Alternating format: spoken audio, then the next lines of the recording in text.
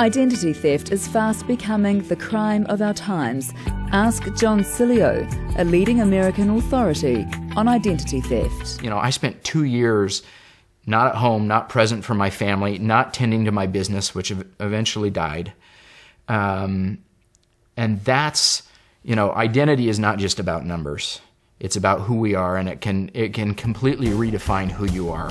You see, 18 months earlier, the police had showed up at my door and told me that I was being investigated for $300,000 worth of theft.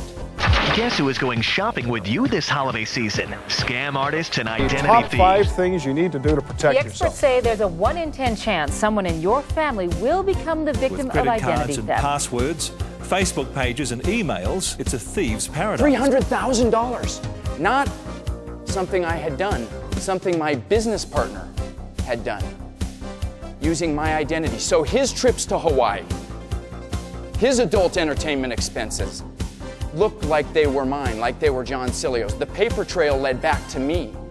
What do satisfied audiences like the Department of Defense, Pfizer, AARP, the FDIC, and news programs like 60 Minutes, Money Matters, and Fox and Friends have in common? So how real is this threat, and what are the biggest risks out there? John Sileo is the author of Privacy Means Profit. Identity theft expert, John Sileo. A victim himself. Come on. His advice is more than just theoretical. Sileo gives me a very practical tutorial on how vulnerable I am, how vulnerable we all are, to identity thieves. Who can we trust with our private information, with our private data? The problem is we have been trained over time to trust just about everyone with just about everything.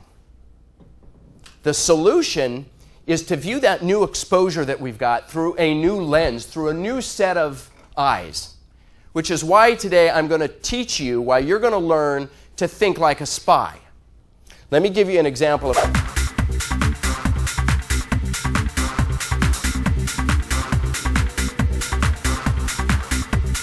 Let me borrow that one last time and I'll show you how to protect it.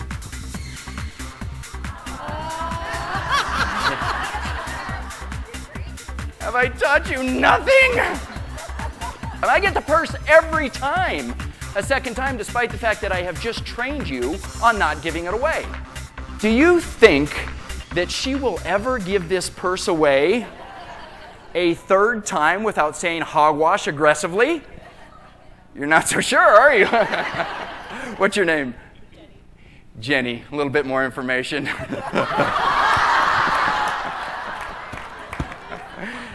Jenny, you've been a peach. So I would like to give you, number 1, your purse back. Oh, hang on. Oh, she's getting more aggressive. Do you think she'll ever give it away when we go through it together, item by juicy item? No, I won't. She's getting, oh God. What's in there? What do you DGs keep? Thank you very much. I'd like to give you a free copy of my book, Chapter 5. Trust me, it will help. Give her a hand. Here, hold up the book for a second. Further from your face. No. Further from your face. Oh. Rosemary's going to love that one. It makes a perfect license. Oh, here, look at that. Hold that for a second. Yeah, those screens take great fingerprints. Just perfect. I'm kidding with you. I'd also like to give you a copy of my video. It goes through all of this stuff in great detail. Oh, it's empty. I'm so sorry. I'll send it to you. Do you have a business card or? Hogwash, right? She gets it. Go ahead and now give her a full hand. Would you stand up here for a second? Here, they're taking a picture of that. That'll be perfect for our marriage license. The point here is not just the humor. It's that even though I've just trained you on it, when somebody's good, they can just get more and more information out of you, and you say this is a different situation. Right, and it's a different situation when a social engineer is doing it, and they're pulling the same levers that I just did. I flattered her. I embarrassed her. It's easy to be out here because you're watching from the outside. When you're there and the brain's pumping, should I do this? Should I not do this? Hang on, he's just standing there. I'm going to be embarrassed. Bam! It's that easy to get it. John captivates his audience with compelling personal experiences of theft as he builds a powerful emotional connection between the need to protect personal information and the audience's responsibility to defend sensitive corporate data. Why did I just get up here and give you an hour of information on how to protect you as an individual? Because we have to put on our own oxygen masks first. If I don't talk to you as humans that I want to protect, if Kimberly Clark didn't care about you as people, as well as employees, as well as assets first, we don't care. And how are we ever going to protect somebody else's identity or the company's intellectual capital if we don't know how to protect our own and if we don't care about it? The minute that we care about something, that fraud response kicks in like that. Whether it's a child's social networking profile, a patient's medical file, a client's social security number, or valuable corporate data, good privacy habits that start with the individual ultimately benefit your bottom line. A man who had babysat my daughters stole my identity for a second time, used it to set up a credit card account and spend on his sick habits, and then to steal from our customers as me to fund those accounts. And I didn't spend the next 2 weeks getting out of this one. I spent the next 2 years of my life fighting like hell to keep myself out of jail, waking up nauseous with fear every morning that my daughters were going to see their dad in prison.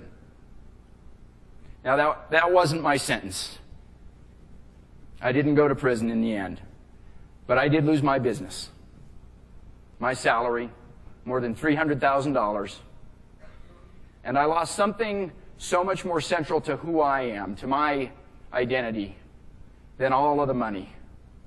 I lost contact with my wife, Mary, and my kids, Sophie and Michaela. I was not present for them for 2 years. You know, crime of any type strips you of some amount of control. But identity theft redefines you.